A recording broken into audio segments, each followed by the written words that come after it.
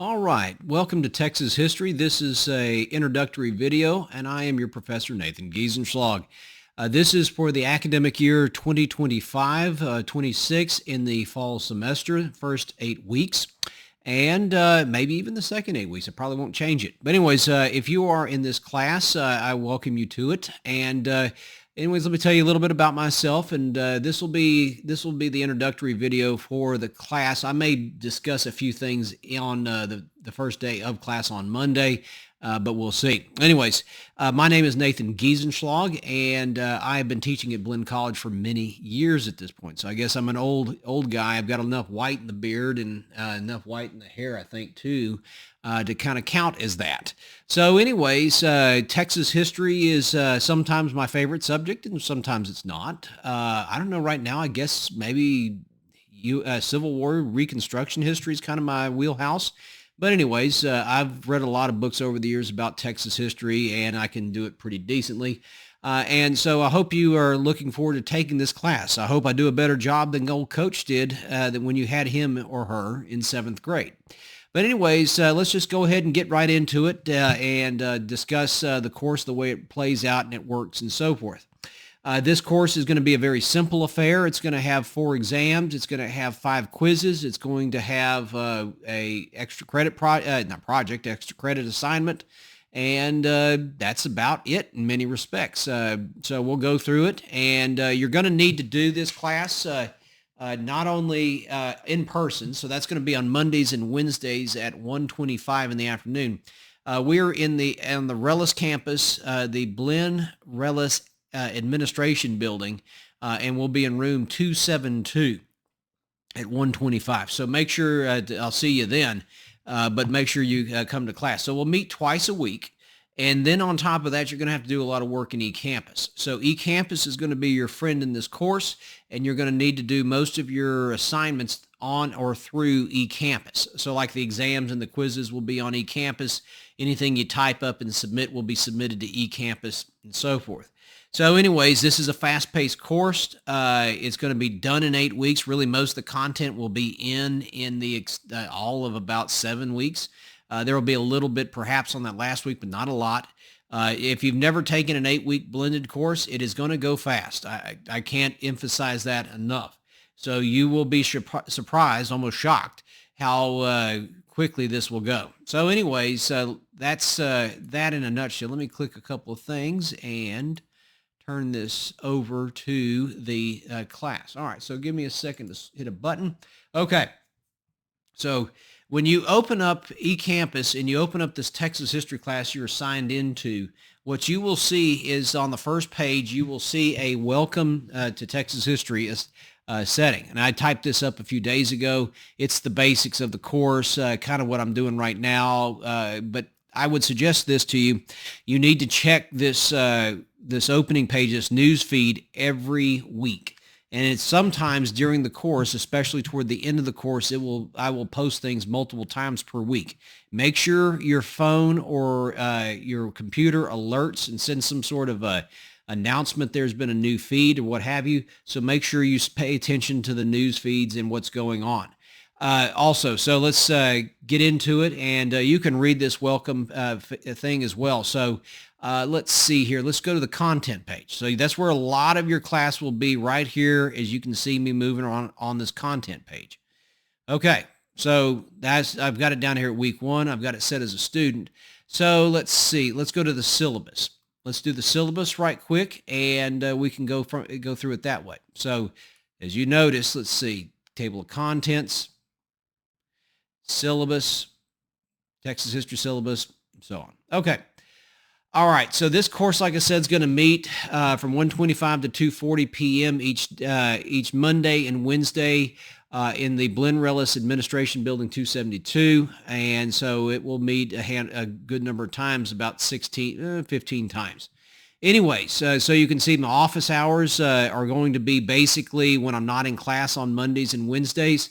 From 8 a.m. till about 9 on Monday, Wednesday, and then I'll have a lunch hour or so from about noon to 1 You can come by then, and then I'll have y'all at 1:25. And then after class is over, I also have office hours till about 5 o'clock. You can read through the rest of this, but how you can get a hold of me, the best way to get a hold of me will be by email. So please email me if you have any questions. I would suggest also, because of eCampus and because of the nature of this course, you're going to need to activate and get to using your Blinn College student email. That's the best way to do it, because if I send out emails to the course, to the class, that's how I'm going to be communicating with you. I don't collect your personal email and use it. Now, if you email me from your Blinn, it's going to be from a personal email. Yes, I'll reply. But if I ever send out a blast email for an urgent announcement or urgent update, it's going to be to your Blinn student email, in addition to the newsfeed page that we talked about a second ago. On my office hours on Tuesday and Thursday, FYI, if on my office hours those days, if you need to get a hold of me, the best thing to do, because you may have some students who are also wanting to talk for other classes, the best thing to do is to make an appointment. Make an appointment with me via email. You can even call me at that number you see on the screen right there, 209-7326. But the email me and just say, hey, I'd like to meet with you on Tuesday morning at 9 a.m. I'll check my calendar, and normally it's pretty clear, and we'll get it done. So anyways, that's that. You can read the rest of this stuff here. I occasionally, especially on Tuesday or Thursdays, FYI, if you drop by unannounced and I'm not in the office, there's a chance that I might be walking around the campus. I try to stay active. Just sitting in an office 8 hours a day doesn't really enthrall me all that much. So I may take some walks from time to time too, just to get the blood pumping. Okay, so this is a survey of Texas history. This class begins with the coming of the Spaniards and their contact with the Native Americans, the Indians of Texas and the southwestern United States, Mexico, and so forth. And this class will go all the way through the Texas Revolution. Then we'll jump and we're going to get into the life and times of Lyndon Johnson. And that will cover a whole lot of modern Texas, 20th century Texas in this course. So that's those are the things, that's kind of the sweep of the course. Not everything in Texas history will be covered, because it's really, in an 8-week class, impractical to say that you can go from basically the dawn of time until last week. But we'll get a lot in these 7.5, 8 weeks. All right, you can read the curriculum statement if you want outcomes. But the materials are what more important to me. You need to buy the textbook. I will tell you this right now. You need to buy the textbook. And Beyond Myths and Legends is a textbook that is in paper form. There is no ebook for Beyond Myths and Legends at this time. It is the 7th edition, and it came out in 2023. You need the 7th edition, 2023. It is Abigail Press, and you can see the ISBN number here. I do not care where you buy this textbook, but get it, especially if you don't have any background in Texas history, or if your background in Texas history is from 7th grade and it was Coach Johnson, and he was an old football coach, more worried about offensive line play than teaching class. The second textbook you'll need in this class, and by the way, back to this Beyond Myths and Legends, I'm never going to read a textbook in class to you. We're not going to do that. I'm not coach. But as far as the second book you need to note, and this is really going to be more for your exams, is this Lone Star Reader. And it is required. And I will use it, and I will use it on I will use it on the exams. So you will see on 2 or 3 of the exams a writing component, oftentimes often a bonus that will basically say that you need to summarize this article here, summarize this article there.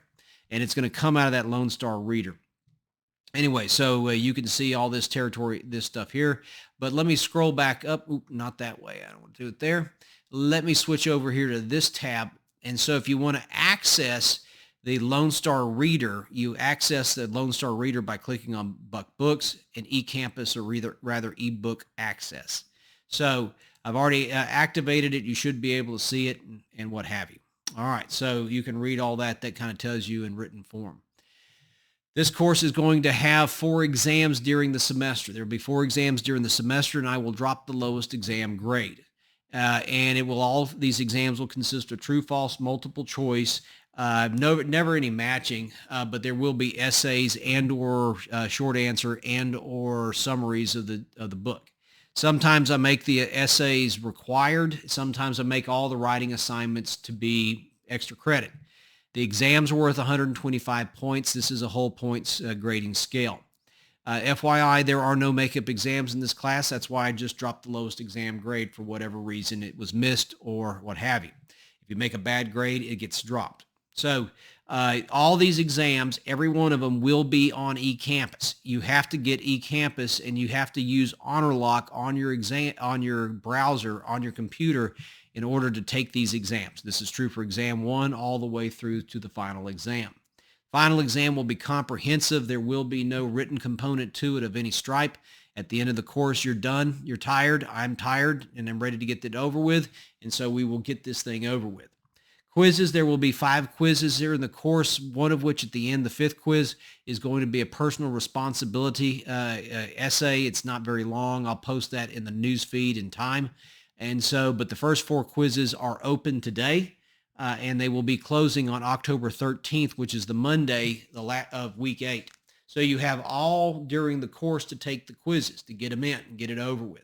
So some of you will take the quizzes as you go, and some of you will take them all in the last 2 hours of the course. Your mileage may vary. Some of you will do better, others will not.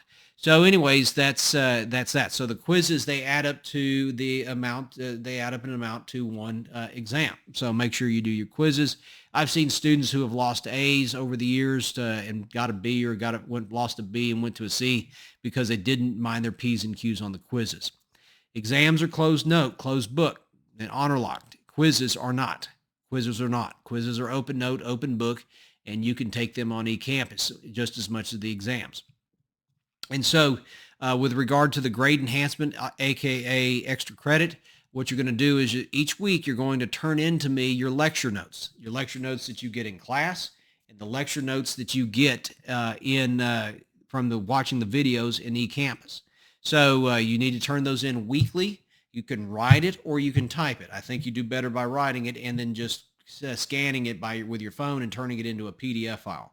If you type it, turn it into me as either a PDF file or as a Word document.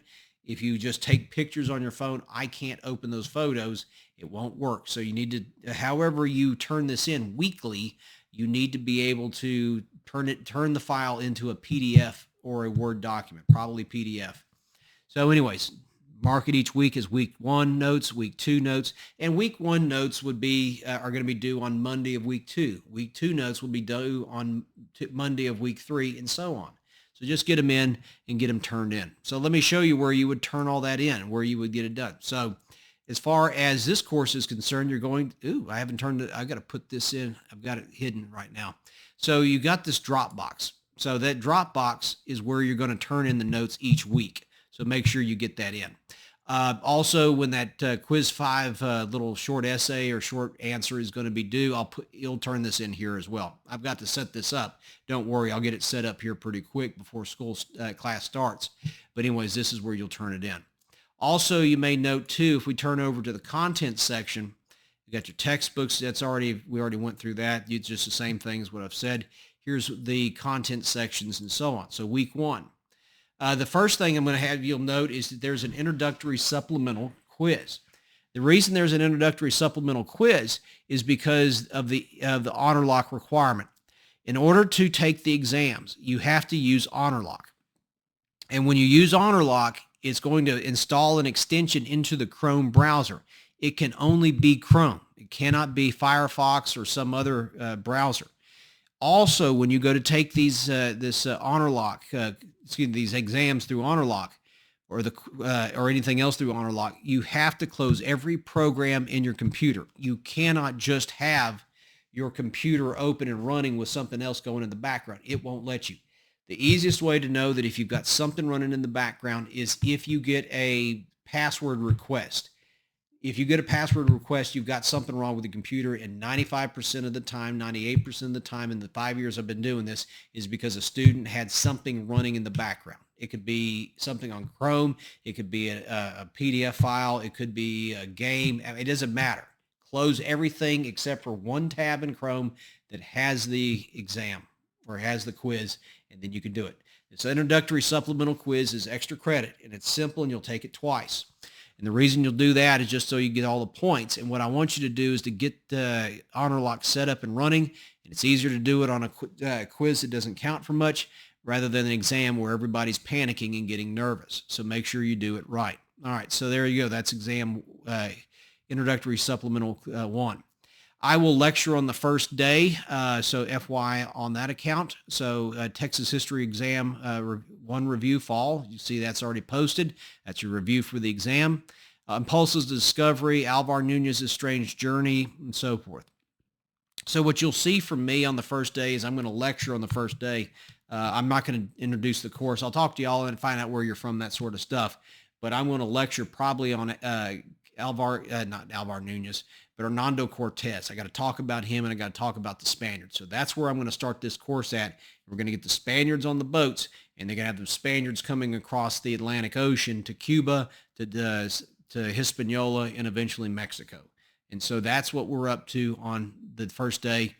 And then I'll lecture some more. And as we go, and just basically know this, week 2 is going to be a very short week because week 2 only has 1 class date.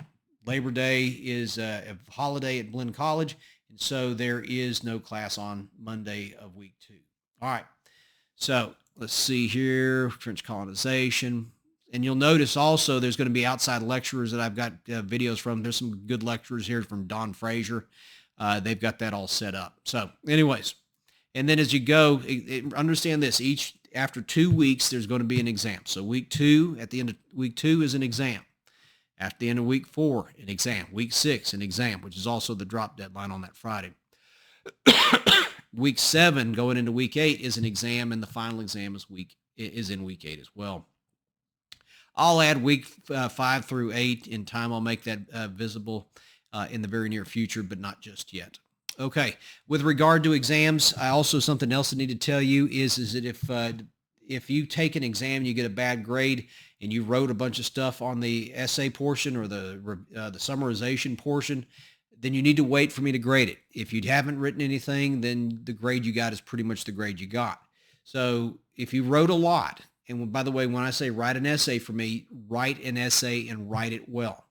Lots of material, lots of content, lots of detail. Those are good essays to me. And essays are 2 and 3 pages oftentimes if you're writing it by hand. So it's a lot of words. So, and you'll have about 3 hours to do these exams. You're not going to be rushed by any time. Might even make it 4 hours if some of y'all like to really, really write. Okay. So progress, this is a whole grades course. Let me switch back to this and let's see the evaluation. This is a whole points course. Each student starts the semester with 0, and you're all trying to get to 650 by the end of the course. Correspondingly, an A is a 585, a B will have 520, a C will be 455, and so on. So you're trying to add as many points as possible. Like I said, the main extra credit assignment is going to be the weekly lecture notes. You turn them in and so forth. So you can see all this stuff here. This is just classroom stuff mostly. No comfort or support or emotional animals or anything like that. Please keep them out. Obviously, if you have a seeing eye dog or something of that nature that is, vetted and cleared by Blinn and is licensed in a sense, that's fine. That's fine. I will take attendance every day when we have class. The thing is, I don't drop anybody for excessive absences. Can't.